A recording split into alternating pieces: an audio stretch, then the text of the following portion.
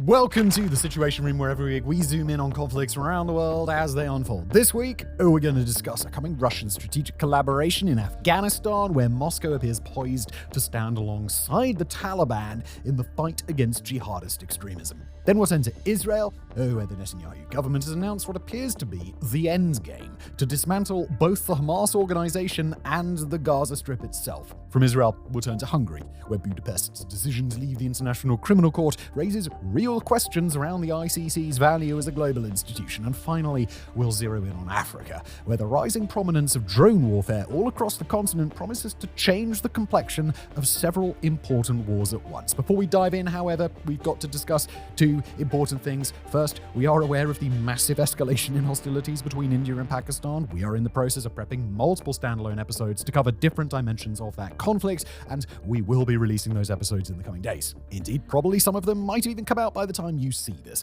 Second, we've got some new writers joining the crew this week. While our second story on Israel's plan for Gaza is written by our regular fixture, Evan, so we know and love him, our other three stories are written by Paul and Wilfred, respectively, in what will be each of their first times on the Situation Room, so please let them feel welcome in the comments below. And with all that said, let's jump in.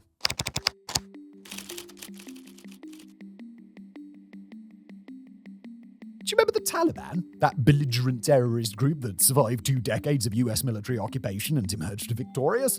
Well, they're back in the news, and if you're pro-Western, it's for all the wrong reasons. Since the United States' disastrously executed withdrawal from Afghanistan in August 2021, the Taliban has remained largely isolated, but that may now be starting to change. On the 17th of April 2025, Russia's Supreme Court removed the Taliban's designation as a terrorist organization. According to the Kremlin's special envoy for Afghanistan, Zamir Kabulov, the move clears the way for establishing formal diplomatic relations between Moscow and the Taliban. Now look, if you're familiar with the history, you'll be well aware that this represents quite a dramatic change of course in dealings between the pair. Back in 1994, the Taliban was formed by former Mujahideen soldiers, many of whom fought against the Soviet Union during its catastrophic invasion of Afghanistan in the 1980s. So, well, not exactly the strongest foundation for a working relationship. Relations remained stale through the 1990s after the Taliban recognized Chechnya's independence and supported anti-Russian militants. Then, as the United States' war machine roared to life after 9/11, the Taliban, having provided sanctuary to Osama bin Laden and al-Qaeda, quickly found itself high on Washington's most wanted list. Demonstrating just how sour Russian Taliban relations were, Moscow voiced its support for the US-led invasion of Afghanistan in 2001. By 2003, Moscow had placed the Taliban on its terrorist blacklist in response to the group's support for separatists in the North Caucasus. And their relations remained, for years, not just in the toilet, but floating in the septic tank alongside all of the other turds. And all of this begs the question, why the recent change of heart? Well, for starters, geopolitics, it's inherently fickle. As the years wore on and US-Russia relations deteriorated, Russian pragmatism, or realpolitik as the diplomacy nerds call it, came into play. Much like a truffle pig sniffing out its next prize, Moscow detected an opportunity to capitalize on a US foreign policy misstep that was just too enticing to resist.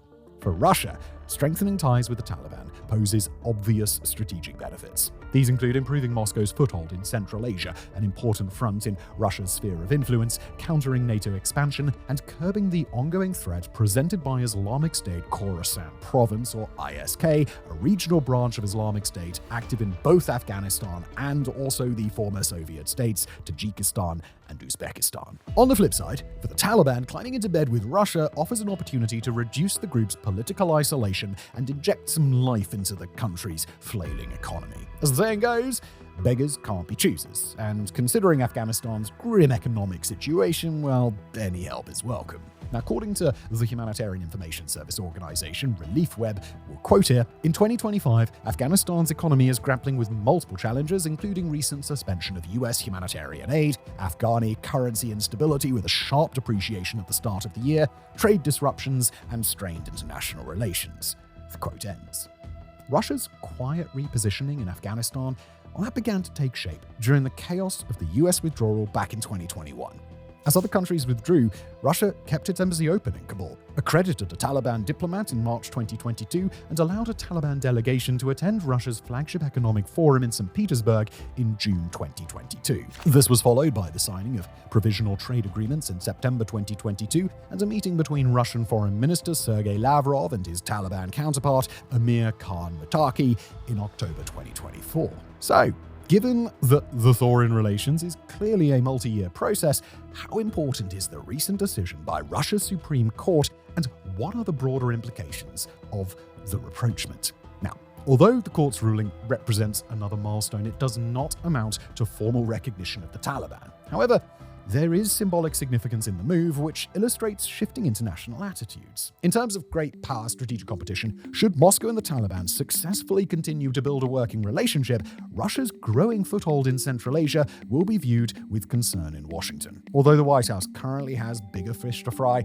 Central Asia is an important flank in the Russian sphere of influence, and Moscow would be pleased to reinforce it. At the same time, making new friends is not a bad idea for the Kremlin.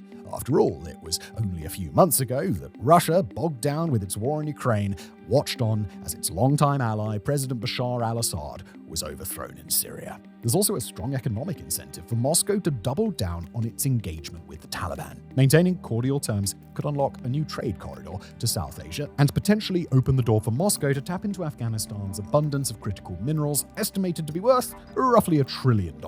Demonstrating Moscow's growing interest, in December, the Russian Business Center in Afghanistan kindly offered to launch a detailed survey of Afghanistan's mineral resources to support their extraction. Such a nice gesture. When it comes to exploiting the mineral wealth of troubled countries, Russia, a little bit of an expert there. Just look at the Sahel. By taking advantage of vulnerable countries, often under the fragile rule of military juntas, Russia, operating through its Africa Corps, has stepped into the vacuum and begun pillaging the region's commodities. Should Afghanistan fall for the same trap, you can expect to see droves of natural resources being funneled out of the country with minimal economic benefits for the local population. For the Taliban, a resetting relations with a major power won't magically fix all of its problems. In an ideal world, normalization with Moscow would be the first step on a path to wider recognition and the lifting of economic sanctions. But in the real world, the Taliban's appalling human rights record, ranging from sexism and torture to suppression of groups on religious and ethnic grounds, poses a major hurdle. With the Taliban unlikely to change its ways, it is difficult to imagine the regime receiving recognition beyond its neighborhood anytime soon. Still, that doesn't mean the alliance might not bring benefits. In July 2024, President Vladimir Putin ironically labeled the Taliban, the group widely regarded as a terrorist organization by the international community, as, quoting here, allies in the fight against terrorism. That's because the pair share an interest in combating the Islamist group ISK, which has perpetrated deadly attacks in both countries. One recent example was in March 2024 when 145 people were killed at a Moscow concert venue after gunmen attacked. Another was the 2021 bombing of Kabul airport at the height of the American withdrawal, an attack that led to 182 deaths, including 13 US servicemen. Despite Putin's comment, though, analysts believe that a more robust partnership is unlikely to meaningfully impact the terror threat. Although the Taliban would love to eradicate ISK and any other insurgencies that arise, a growing partnership with Russia could have unintended consequences. For instance, with ISK leveraging Kabul's international outreach as propaganda material, the rapprochement runs a very real risk of further emboldening terrorism. ISK is likely to position itself as a spoiler that undermines the Taliban's efforts to reduce diplomatic isolation at every opportunity. As highlighted by an article published by Brookings, quoting here, ISK likely calculates that by souring the Taliban's relations with Russia and Afghanistan's neighbors, it can augment Afghanistan's economic woes and reduce financial flows to the Taliban, destabilizing its rule. ISK also likely hopes that by inducing the Taliban's regional isolation, it can grow more powerful on the battlefield and prevail in any ensuing Afghan civil war, which Russia and regional actors want to avoid above all else. The quote ends. Now, given the Taliban's widespread designation as a terrorist organization and its active support for al-Qaeda, it is difficult to envision the group leading meaningful counter-terrorist operations. It'd be more accurate to view the Taliban's objective on terrorism as maintaining control over which groups operate in the region rather than seeking to eradicate terrorism outright. As the same article by Brookings stresses, quoting again, IKP is the only terrorist group in Afghanistan that the Taliban actively fights. Due to the Taliban's ideological bent, global jihadist obligations and debts, and decades of intermarriage with other militant actors, it has merely sought to manage Afghanistan's other terrorist groups." End quote. With Russia recently deepening ties with North Korea and Iran, it is clear that nothing is off the table for Moscow when it comes to its international partners. Although the extent to which things progress with the Taliban, that remains to be seen. The groundwork has been laid for advancing cooperation moving forward, but this is a developing situation that's worth keeping an eye on, and one that could lead both parties to some rather strange and dangerous places. And just before we continue today, you might be noticed that I'm wearing a patriotic shirt for a country that I'm not from, but it's not a patriotic shirt, it's a fun shirt. You could buy this at the merch store, there will be a link below. Also, while you're there, why not sign up to our newsletter? We'll also put a link to that below. It's completely free, comes out twice a week, and it keeps you even more up to date than these videos. You're welcome. Now let's talk about Israel entering its endgame. Next up, we turn to Gaza, where it's time to discuss the bitter conclusion that so much of the world tried for so long to avoid. On Monday, May the 5th, 2025, the Israeli Security Cabinet under Prime Minister Benjamin Netanyahu approved what appears to be Israel's endgame in the Gaza Strip. Under the war plans that Israel has now set into motion, the entirety of Gaza is to be seized, Israeli troops are to occupy it indefinitely, all remaining buildings and human infrastructure will be flattened, and Gazans will be given a choice: either be displaced to a single so-called humanitarian area or leave Gaza, probably forever. Now, before we take a closer look at the plan for what comes next, it's important to take a moment and step back to understand the situation in Gaza right now. The territory of the Gaza Strip has been slowly and steadily sliced away over the course of the last several months as soldiers of the Israel Defense Forces, or IDF, have set about pushing civilians into a smaller and smaller chunk of territory. First, the IDF cordoned off a perimeter around the long, narrow territory, pushing Gazans back from the outer borders near Israel and to the south, Egypt. Then, those perimeters have been pushed inward from all sides, while Israel has issued a number of other evacuation and displacement orders in much of Gaza City, in Rafah, and in pockets of areas along the coast. As of now, 70% of the pre-war Gaza Strip is now subject to some sort of displacement order, with civilians simply banned from traveling to some areas and treated in others as active combatants if they're found. Israel has framed these actions as necessary steps to root out Hamas in areas where civilians are no longer present and create the conditions for an all-out campaign against the militant terror organization where protections for civilians are not needed. Air bombardments across Gaza have only continued, including in the zones not currently marked for evacuation, where a high density of displaced civilians inherently means an elevated risk of civilian casualties. Meanwhile, Israel's cutoff of humanitarian aid to the territory has only continued, with malnutrition and food shortage concerns now growing so severe that even many of the governments that have held off on criticizing Israel so far are now demanding that the nation take action. In one recent example, the Netherlands, an exceptionally strong supporter of Jerusalem, have accused Israel of clear breaches of international humanitarian law, while other nations and international aid organizations have urged the global community to take broad action. The few community kitchens that still remained in Gaza have begun to shut down due to a lack of basic supplies, and law and order has started to break down entirely. In one notable episode in the past week, Hamas announced that it had executed numerous alleged looters in the parts of Gaza that Hamas still controls, after several instances in which heavily armed gangs had broken into the few remaining stores of food. All the while, some 2 million people still live in the Gaza Strip, forced to survive of whatever they can in highly crowded conditions, where at this point, nearly everybody in the territory has been permanently displaced from their homes. Again, Israel has framed its policies as a necessary measure to root out Hamas, insisting that Hamas steals the humanitarian aid that does enter Gaza and redistributes it to feed its own fighters. Whether or not that's true, however, and in fairness, it almost certainly is accurate to some extent, the collateral damage has spiraled well past a level that most international entities condemn as unacceptable. Now, however, the plan that Israel's Security Cabinet has just approved appears to lay the groundwork for a complete dismantling of the Gaza Strip itself.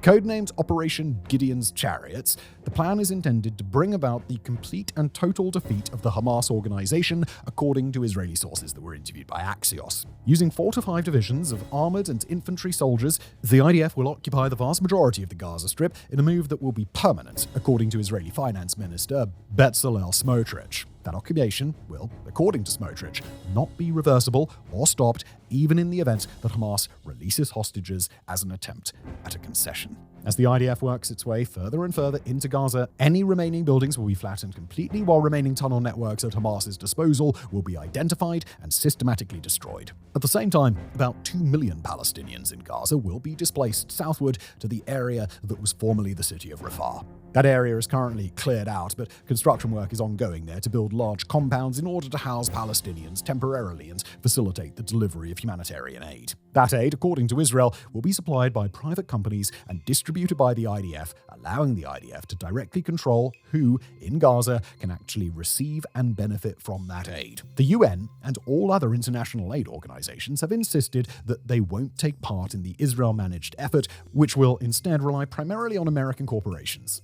Israel has reportedly tried to get those organizations to agree to deliver aid under the IDF's favored conditions to Israel-controlled hubs, but they've unanimously refused on the basis that manipulating the delivery of vital aid as a pressure tactic to force compliance to a military organization is fundamentally unacceptable. Palestinians will be screened as they enter the humanitarian zone to ensure they aren't part of Hamas and aren't bringing weapons into the zone. Once they've been processed, one planned proposal to manage food distribution suggests that the humanitarian zone will receive food from about 60 trucks per day, far below the 500 per day that supplied Gaza before the war, and that residents will be identified via facial recognition technology and informed by text when it's time for them to collect aid. Once resettled, Palestinians will have the option to leave voluntarily and go to other nations, which, according to Israeli officials speaking to Axios, will follow the broad contours of the plan US President Donald Trump laid out for Gazans with his whole Riviera of the Middle East proposal a couple of months ago. Those who decline will have no other option but to live in Israel's humanitarian zone under the assumption that a return to the rest of Gaza is not and will never be possible. Now, it's important to note here that Israel does face some enduring barriers to actually putting this plan in motion. There are not firmly established plans at this time to arrange the comprehensive delivery of humanitarian aid once Palestinians have been processed into the IDF's controlled zone in what will be a highly complex undertaking no matter who carries it out. Nor have any other nations agreed at this time to accept displaced Palestinians who choose to leave Gaza.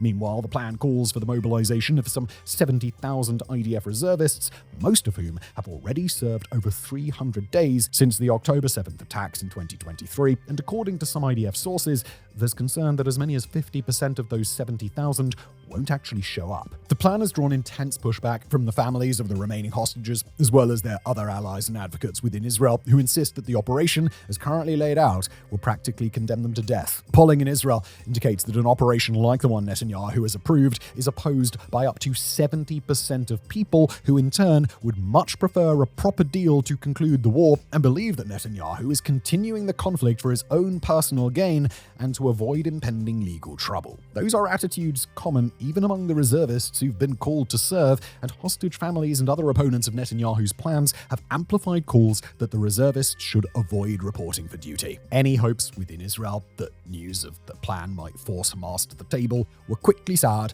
after the plan was formally announced. According to senior Hamas officials still active inside Gaza, Hamas is no longer interested in pursuing talks of any sort with Israel and will instead refuse, in their own telling, to legitimize Israel's actions and negotiate while a full blockade remains in place. Israel would have demanded a temporary ceasefire lasting more than 60 days in exchange for a small handful of the 59 hostages Hamas still has, about 24 of whom are thought to be alive. Hamas, however, has made it clear that any such deal is a non-starter. It's not clear that Hamas's refusal would dissuade Israel from proceeding as planned, although it's worth noting that if the decision to reveal the plan was a simple pressure tactic, then it doesn't seem likely to succeed. According to Hamas, Israel's plan represents, quoting here, an explicit decision to sacrifice the few hostages who've survived. Then again, there are also few, if any, levers of power remaining that would force Israel not to implement the plan, other than the levers of power that exist within Israel itself. The United States, the only nation left with enough authority over Israel to outright stop something like this,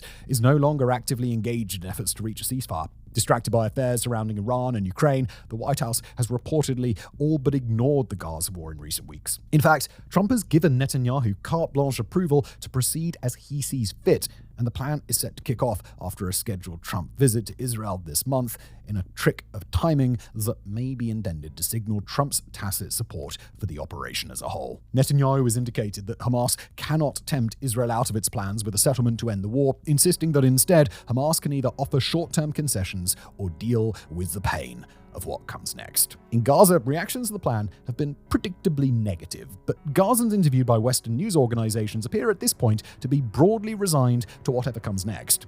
Few, if any, endorse the idea that Israel is actually going to set up a comprehensive humanitarian aid program, but at this stage, it simply doesn't matter. The need for food and basic supplies is too acute for Gazans to waste time trying to choose the terms under which they'd receive it. The options now are to wait and risk starvation, or simply let Israel do what it's going to do and hope that perhaps after permanent displacement and processing into foreign-administered camps, people might at least be able to survive. According to one survey administered in the Gaza Strip in early May, carried out by the Palestinian Center for Foreign and Survey Research, nearly half of all Gazans may now be willing to leave for other nations with the help of the Israeli government. As for when this operation will actually begin, it's likely to take at least a couple of weeks for Israel to gather whatever reservists it can, complete construction work in Rafah, and to organize its assets to both claim the remainder of Gazan territory and begin processing Palestinians as they move southward. Once it begins, the process is expected to take months, gradually capturing territory once the Palestinian population has been completely displaced from a certain zone,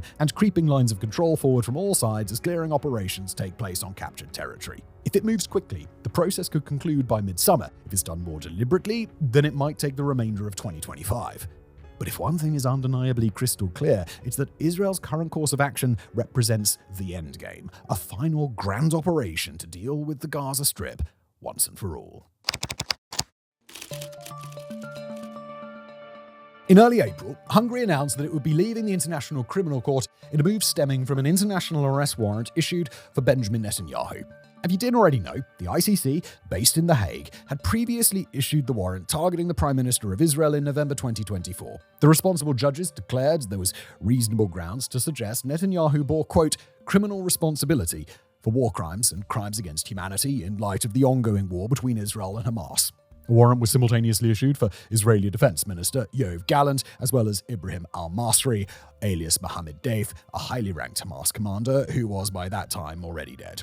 Netanyahu responded with outrage, declaring it a dark day for humanity and accusing the ICC of absurdity and anti-Semitism. Of course, Israel not being short of enemies, there was certainly no lack of countries who would enthusiastically queue up to seize Netanyahu if given the chance. But in practice, any state party to the ICC's convention would not be obliged to do so, like it or not. Hungary, being a founding member of the ICC since 1998, would be no different. But, as it turns out, Hungary had no plans to do anything of the sort. As soon as the warrant was issued in November, Viktor Orban wasted no time in inviting Netanyahu on a state visit to Budapest.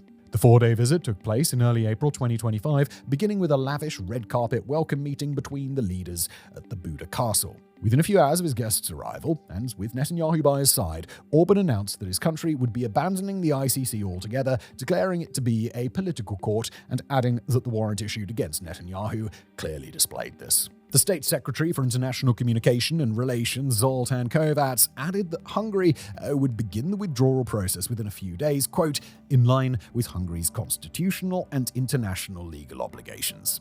In doing so, it would become the first European country to withdraw from the ICC, although two others, Burundi and the Philippines, have previously done likewise.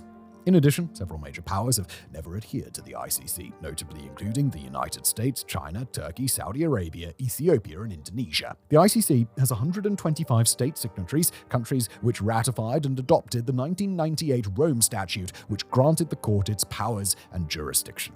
But the ICC has seen its effectiveness called into question on multiple occasions in the recent past.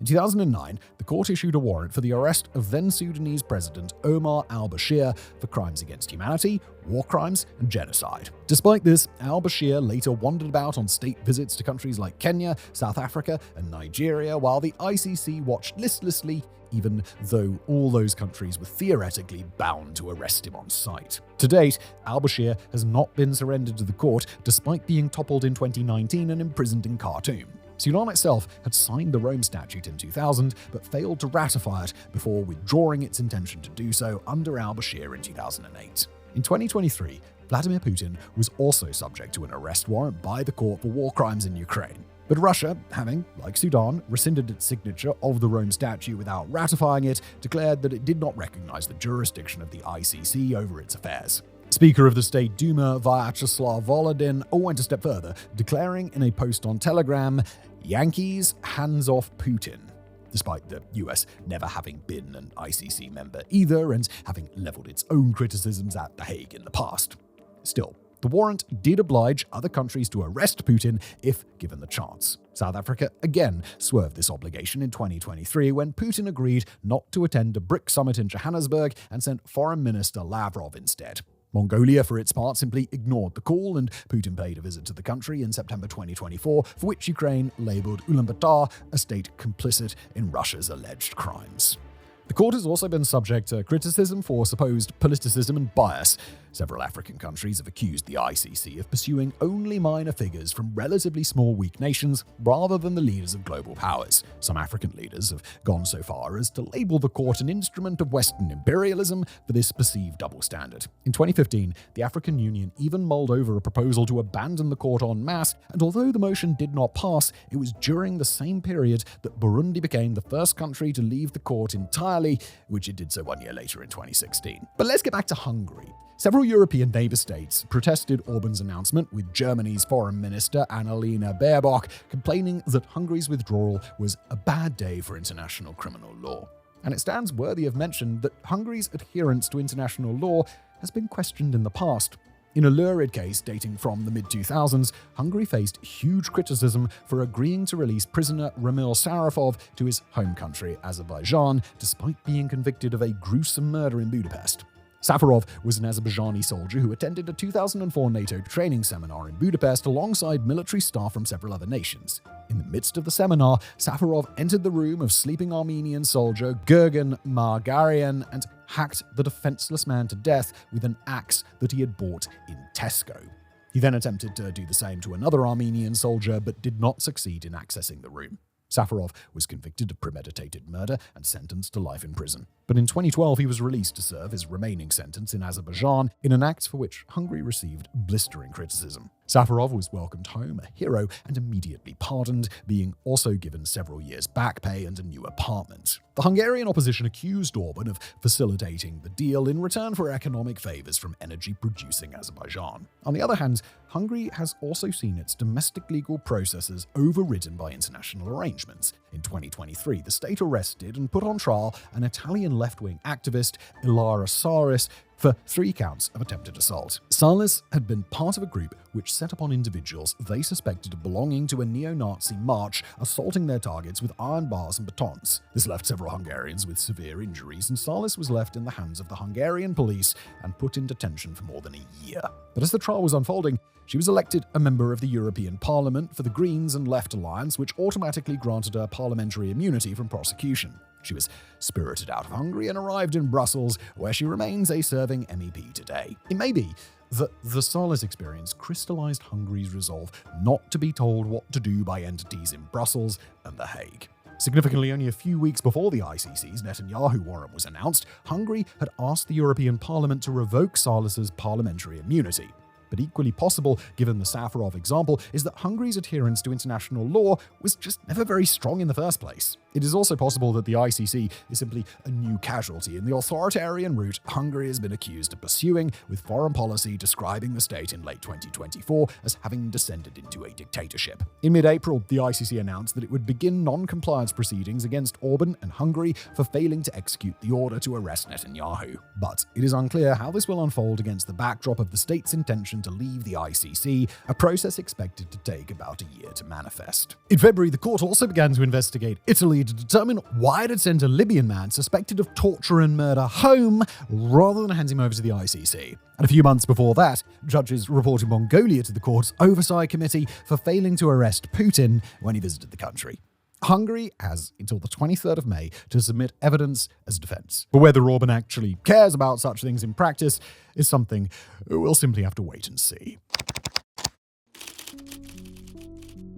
Next up, we head to Africa, where the answer to the question, is it a bird, is it a plane, is not Superman, it's usually drones. And if you're General Abdel Fattah al-Burhan, leader of the Sudanese Armed Forces, or SAF, that's a chilling answer. In a grainy phone video taken on July the 31st, 2024, rows of young cadets can be seen marching at an army graduation ceremony before an ominous buzzing drowns out festive drumbeats and bugle calls. A loud bang follows as the first of two drones hits the base. The video then cuts to a triumphant Burhan vowing to continue the fight against the Rapid Support Forces, or RSF. The general survived the attempted assassination unscathed, but others haven't been so lucky. On Christmas Eve 2024, the Islamic State West Africa province, or ISWAP, deployed 4 armed drones carrying grenades in a coordinated 2-part assault against a military base in Nigeria's northeast. 5 soldiers were injured. The Christmas Eve attack quickly became fodder for ISWAP propaganda, with the group releasing a video highlighting their increased capabilities. The presence of foreign trainers in the video confirmed something that analysts had long feared, that the Islamic State had aided ISWAP's advances. Now, drone strikes aren't a new phenomenon in Africa. The continent's first confirmed drone strike was in 2011, when the US attacked an al-Shabaab convoy in Somalia, and several countries have since made drones a part of their arsenal. Nor was the ISWAP attack completely out of the blue. The Institute for Security Studies, or ISS, began sounding the alarm as early as 2023 that ISWAP was on the verge of weaponizing drones it had previously only used for surveillance and propaganda. However, what has analysts and Africa observers quaking in their boots is how quickly unmanned systems have spread, how easily militias and terror cells can buy or build them, and how often civilians bear the worst of the cost, even when the drones are in the hands of the government. So let's start with the acquisition, which for many armed groups might be the easiest part, relatively speaking.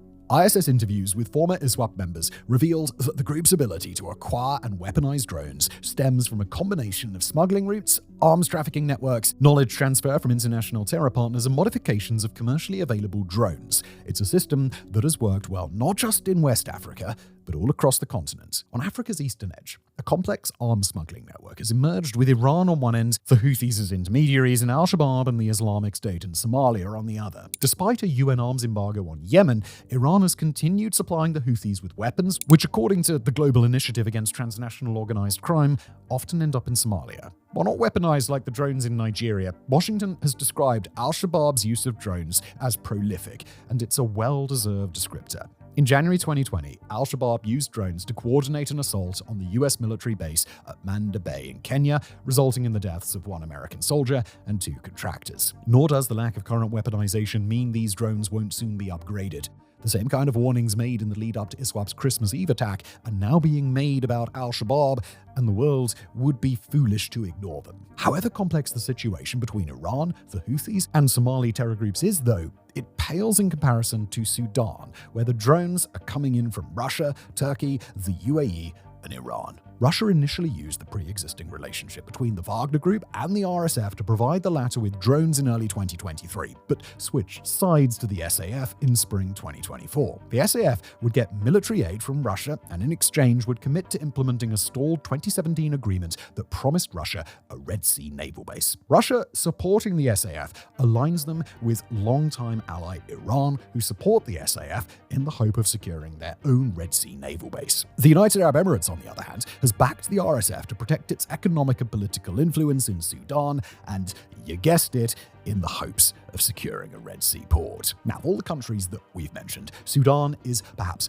best suited for drone warfare with its flat terrain and little cover. Long-range drones, such as UAE's Chinese-made Winglong 2 with a range of 4,000 kilometers, can comfortably cover the entire length and breadth of Sudan, 1,250 kilometers from north to south and 1,390 kilometers from east to west. The Winglong, often compared to the MQ-9 Reaper of the US Air Force, is typically equipped with laser-guided missiles which the UAE used in a 2020 strike against Libyan militants. In Sudan, however, its primary role has been to provide intelligence and surveillance. And despite not being weaponized, J. Michael Dahmer, senior fellow at the Mitchell Institute for Aerospace Studies, described them as a significant force multiplier. According to the New York Times, Winglungs were detected patrolling the skies above the embattled city of El Fasher, where scores of civilians have been killed in an RSF shelling campaign. Yet it's not just surveillance drones the RSF are using. For their weaponized drones, the RSF have relied on the FH-95, a Chinese-made drone that scored its biggest win in March this year,